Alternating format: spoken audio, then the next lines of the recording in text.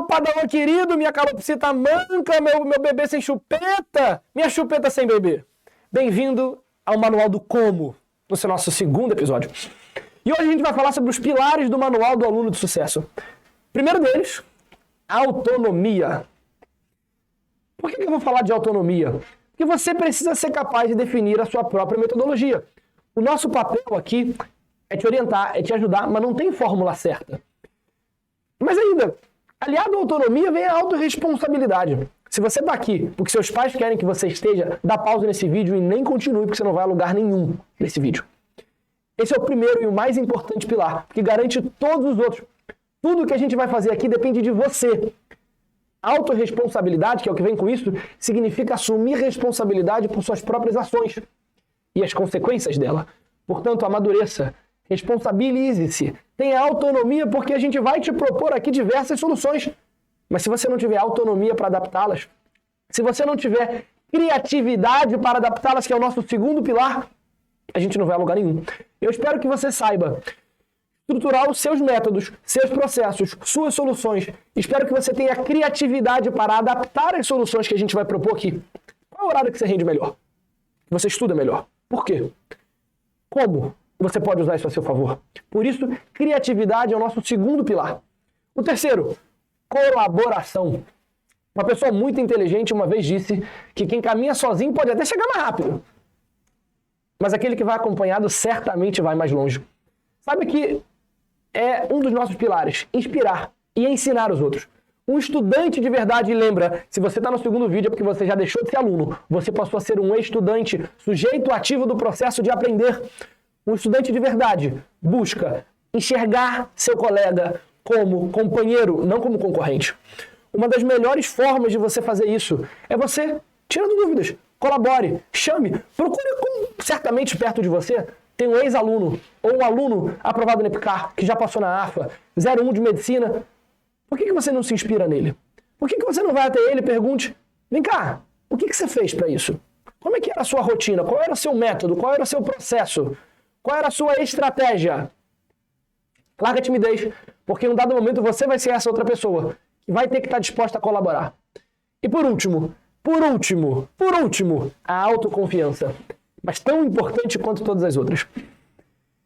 Não entenda que, quando eu digo que autoconfiança é um processo, eu não quero que você seja soberbo, não é isso. Mas eu costumo dizer que a prova de concurso é dividida entre o que você sabe e o que você acredita que você sabe.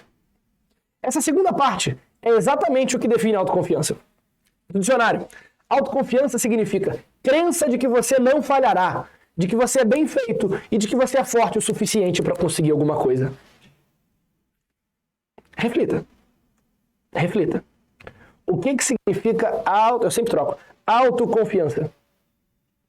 Crença de que você não falhará, de que você é bem feito ou forte o suficiente para conseguir alguma coisa. Entendeu? Olha que definição profunda. O seu pensamento tem que ser: o concurso não está preparado para mim. Eu vou deixar para vocês no final do nosso videozinho de hoje uma frase que é um título de uma palestra de uma pessoa, de uma cientista chamada Amy Cuddy, no TED. O título da palestra é Don't fake it until you make it. Fake it until you became it. Ou seja, não finja até você conseguir aquilo. Finja até você se tornar aquilo. E esse vídeo é a reflexão que eu vou deixar para vocês no final da aula de hoje. Porque você precisa ser autoconfiante. Porque é fundamental para você enfrentar os desafios, aprender com os erros. A gente vai ver nos próximos vídeos uma técnica que a gente adaptou dos principais conceitos de administração que se chama PDCA, do inglês Plan, Do, Check, Act. Que nada mais é do que você identificar seus erros e corrigi-los. A gente vai falar um pouco em breve sobre a jornada do crescimento e você vai perceber que em alguns momentos, a força de vontade vai ser a diferença entre a sua vitória e a sua derrota. Só que força de vontade é um músculo. Você precisa treinar todo dia. Existe uma outra coisa que a gente vai conversar, que se chama Growth Mindset. Existem pessoas que acreditam que inteligência é uma coisa inata. Ou você nasce inteligente ou você não nasce inteligente. E tem outras pessoas, pelo menos como eu, que defendem que inteligência é algo muito mais perto de um músculo. Você pode não ter nascido geneticamente propício a ter músculos, mas com bastante treino você consegue desenvolvê-los. Então a primeira pergunta que eu te faço é, de que lado você está? No primeiro cenário, se você está no grupo de pessoas que acredita que você nasce inteligente ou não, nada do que você fizer vai ser suficiente para fazer com que você seja melhor. Nada do que você fizer pode te levar além do que aquilo que o destino, ou a genética, ou seja lá o que for, preparou para você. No segundo caso, você é o personagem principal e ativo do processo. Você vai até onde você achar que deve. E por que isso é relevante? Porque a diferença entre o primeiro e o segundo se resume em uma palavra: potencial. É possível, por exemplo, que talvez você não esteja preparado para uma prova de concurso nesse momento. Eu, por exemplo, não estou preparado para correr 30 quilômetros. Eu mal corro da cozinha para o quarto e já chego... Mas eu acredito que eu tenho potencial para correr 30 quilômetros. Com método, foco, treino, estratégia, soluções, criatividade, autonomia, eu consigo correr os 30 quilômetros se eu for treinado para aquilo. Por isso, a pergunta que difere um estudante de um aluno é: você pode não estar preparado para conquistar o teu sonho, você pode não estar preparado nesse momento para passar uma prova de concurso, mas a pergunta é: você tem potencial para isso? E eu deixo para vocês essa reflexão com o vídeo da M-Code. E até a próxima, pessoal!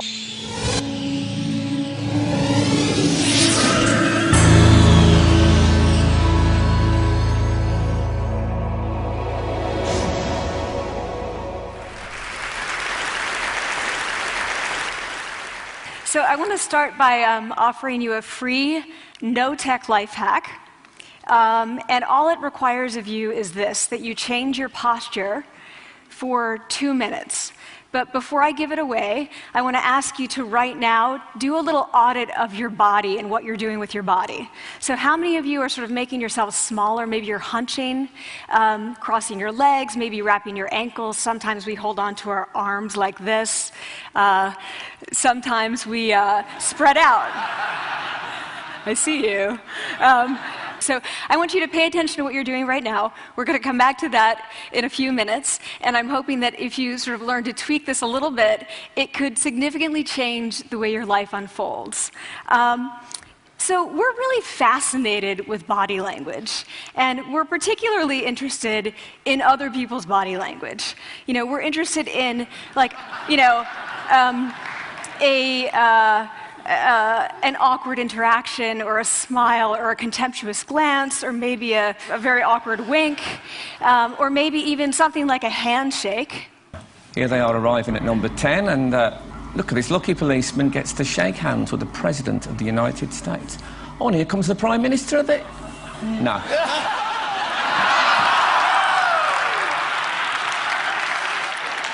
So a handshake, or the lack of a handshake, can have us talking for weeks and weeks and weeks, even the BBC and the New York Times. So obviously, when we think about nonverbal behavior or body language, but we call it nonverbals as social scientists, it's language. So we think about communication. When we think about communication, we think about interactions. So what is your body language communicating to me? What's mine communicating to you? And there's a lot of reason to believe that this is a valid way to look at this. So social scientists have spent a lot of time looking at the effects of our body language or other people's body language on judgments. And we make sweeping judgments and inferences from body language. And those judgments can predict really meaningful life outcomes, like who we hire or promote, who we ask out on a date. For example, Nalini Ambady, a researcher at Tufts University, shows that when people watch 30-second soundless clips of real physician-patient interactions, their judgments of the physician's niceness predict whether or not that physician will be sued. So it doesn't have to do so much with whether or not that physician was incompetent, but do we like that person and how they interacted? Even more dramatic, Alex Todorov at Princeton has shown us that judgments of political candidates' faces in just 1 second predict 70% of US Senate and gubernatorial race outcomes. And even, let's go digital, emoticons used well in online negotiations can lead you to claim more value from that negotiation. If you use them poorly, bad idea, right?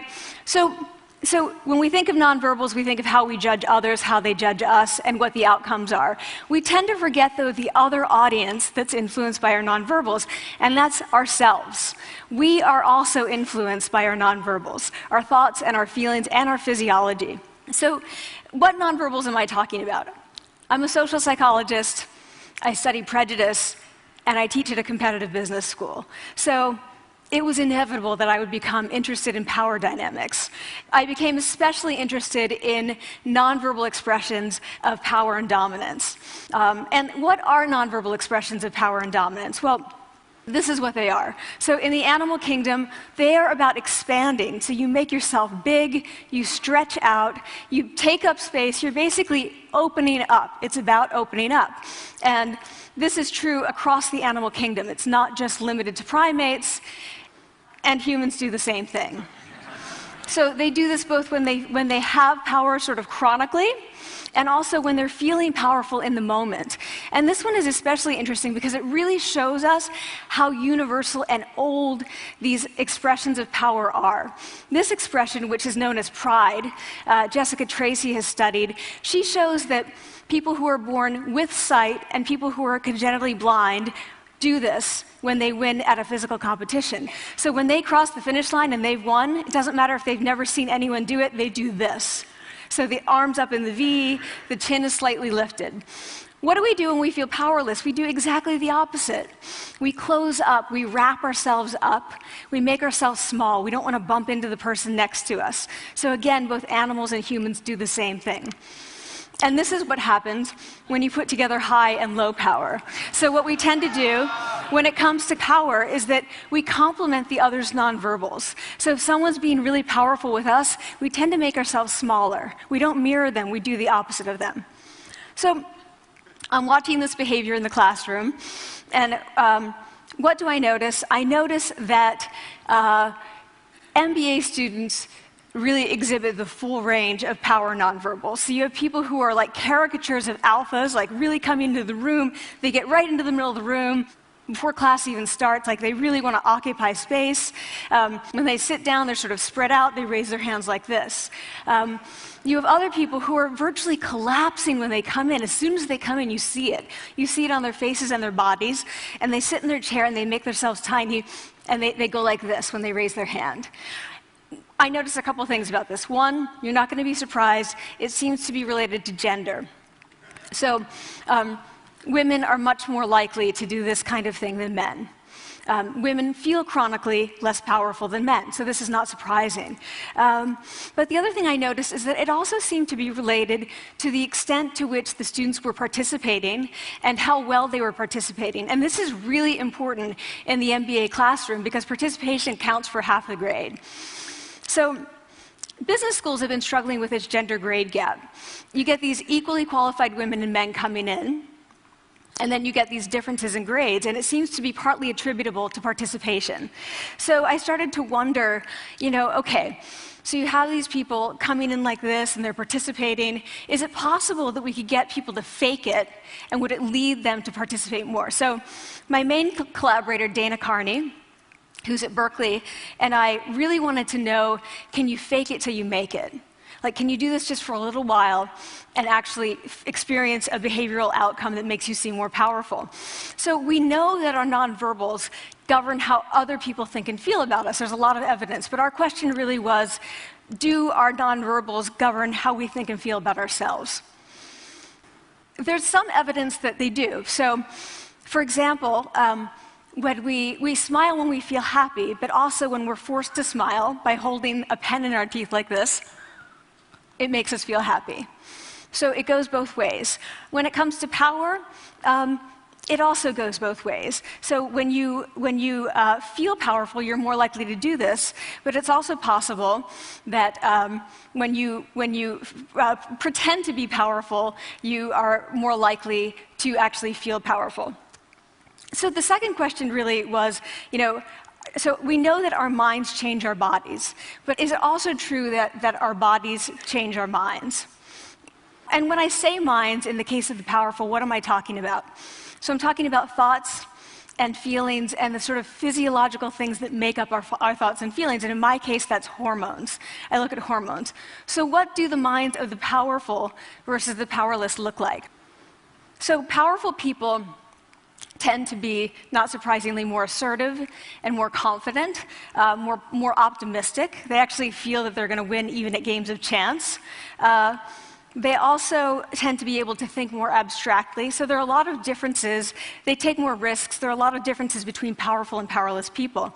Physiologically, there also are differences on two key hormones, testosterone, which is the dominance hormone, and cortisol, which is the stress hormone. So what we find is that high-power alpha males in primate hierarchies have high testosterone and low cortisol. And powerful and effective leaders also have high testosterone and low cortisol. So what does that mean? When you think about power, people tended to think only about testosterone because that was about dominance. But really, power is also about how you react to stress. So do you want the high-power leader that's dominant, high on testosterone, but really stress reactive? Probably not, right? You want the person who's powerful and assertive and dominant, but not very stress reactive, the person who's laid back. So we know that in primate hierarchies, if an alpha needs to take over, if an individual needs to take over an alpha role sort of suddenly, within a few days, that individual's testosterone has gone up significantly and his cortisol has dropped significantly. So we have this evidence, both that the body can shape the mind, at least at the facial level, and also that role changes can shape the mind. So what happens, okay, you take a role change, what happens if you do that at a really minimal level, like this tiny manipulation, this tiny intervention? For 2 minutes you say, I want you to stand like this, and it's going to make you feel more powerful. So this is what we did. We decided to bring people into the lab and run a little experiment. And these people adopted for 2 minutes either high power poses or low power poses. And I'm just going to show you 5 of the poses, although they took on only 2. So here's one, couple more. This one has been dubbed the Wonder Woman by the media. Here are a couple more. So you can be standing or you can be sitting. And here are the low power poses. So you're folding up, you're making yourself small. This one is very low power. When you're touching your neck, you're really kind of protecting yourself. So this is what happens. They come in, they spit into a vial. We, for 2 minutes, say, you need to do this or this. They don't look at pictures of the poses. We don't want to prime them with the concept of power. We want them to be feeling power, right? So 2 minutes they do this. We then ask them, how powerful do you feel on a series of items? And then we give them an opportunity to gamble. And then we take another saliva sample. That's it. That's the whole experiment. So this is what we find. Risk tolerance, which is the gambling. What we find is that when you're in the high power pose condition, 86% of you will gamble. When you're in the low power pose condition, only 60%. And that's a pretty whopping significant difference. Here's what we find on testosterone. From their baseline when they come in, high power people experience about a 20% increase. And low-power people experience about a 10% decrease. So again, 2 minutes and you get these changes. Here's what you get on cortisol. High-power people experience about a 25% decrease, and the low-power people experience about a 15% increase. So 2 minutes lead to these hormonal changes that configure your brain to basically be either assertive, confident, and comfortable, or really stress reactive, and feeling sort of shut down. And we've all had that feeling, right? So it seems that our nonverbals do govern how we think and feel about ourselves. So it's not just others, but it's also ourselves. Also, our bodies change our minds. But the next question, of course, is, can power posing for a few minutes really change your life in meaningful ways? So this is in the lab, it's this little task, it's just a couple of minutes. Where can you actually apply this, which we cared about, of course. And so we think it's really, what what matters, where you want to use this is evaluative situations, like social threat situations. Where are you being evaluated? Either by your friends, like for teenagers, it's at the lunchroom table. It could be, for some people, it's speaking at a school board meeting. It might be giving a pitch, or giving a talk like this, or doing a job interview. We decided that the one that most people could relate to, because most people had been through, was the job interview. So we published these findings, and the media are all over it, and they say, okay, so this is what you do when you go in for the job interview, right? So we were, of course, horrified and said, oh my God, no, that's not what we meant at all, for numerous reasons. No, don't do that. Again, this is not about you talking to other people, it's you talking to yourself. What do you do before you go into a job interview? You do this. Right? You're sitting down, you're looking at your iPhone or your Android, not trying to leave anyone out. You're looking at your notes, you're hunching up, making yourself small, when really what you should be doing maybe is this, like in the bathroom, right? Do that, find 2 minutes. So that's what we want to test, okay? So we bring people into a lab, and they do either high or low power poses again. They go through a very stressful job interview. It's 5 minutes long. They are being recorded, they're being judged also, and the judges are trained to give no nonverbal feedback. So they look like this. Like, imagine this is the person interviewing you. So for 5 minutes, nothing. And this is worse than being heckled.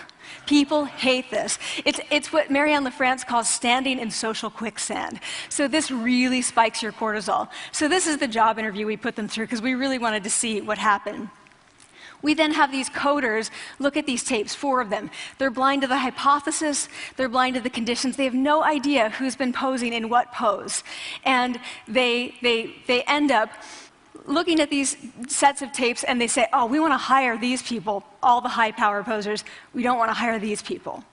We also evaluate these people much more positively overall. But what's driving it? It's not about the content of the speech. It's about the presence that they're bringing to the speech. We also, because we rate them on all these variables related to sort of competence, like how well structured is the speech? How good is it? What are their qualifications? No effect on those things. This is what's affected. These kinds of things. People are bringing their true selves, basically. They're bringing themselves. They bring their ideas, but as themselves, with no, residue over them. So this is what's driving the effect, or mediating the effect. So when I tell people about this, that our bodies change our minds, and our minds can change our behavior, and our behavior can change our outcomes, they say to me, it feels fake, right? So I said fake it till you make it. It's not me. I don't want to get there and then still feel like a fraud. I don't want to feel like an imposter. I don't want to get there only to feel like I'm not supposed to be here. And that really resonated with me, because I want to tell you a little story about being an imposter and feeling like I'm not supposed to be here.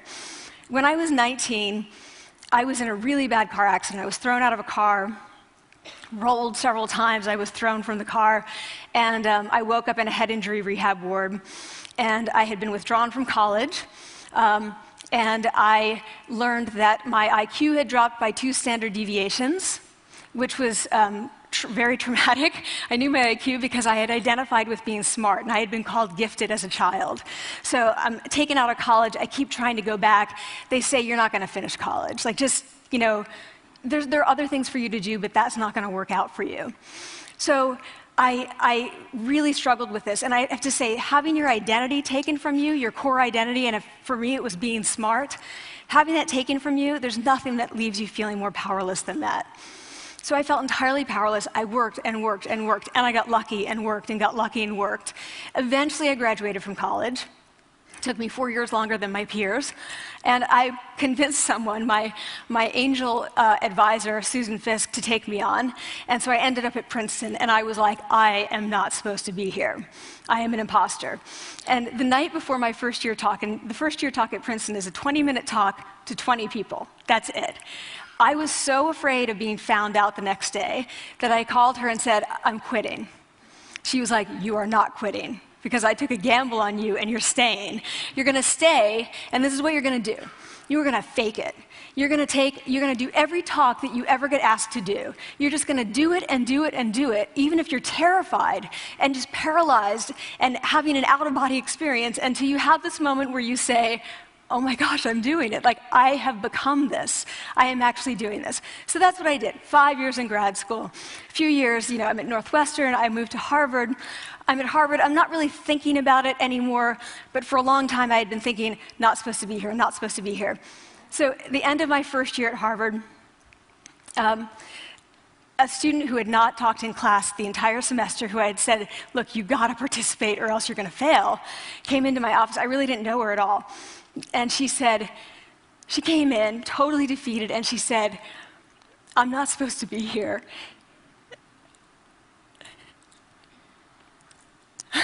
And that was the moment for me, because two things happened. One was that I realized, oh my gosh, I don't feel like that anymore. I don't feel that anymore, but she does, and I get that feeling. And the second was, she is supposed to be here. Like, she can fake it, she can become it. So he's like, yes, you are. You are supposed to be here, and tomorrow you're gonna fake it, you're gonna make yourself powerful, and you're gonna...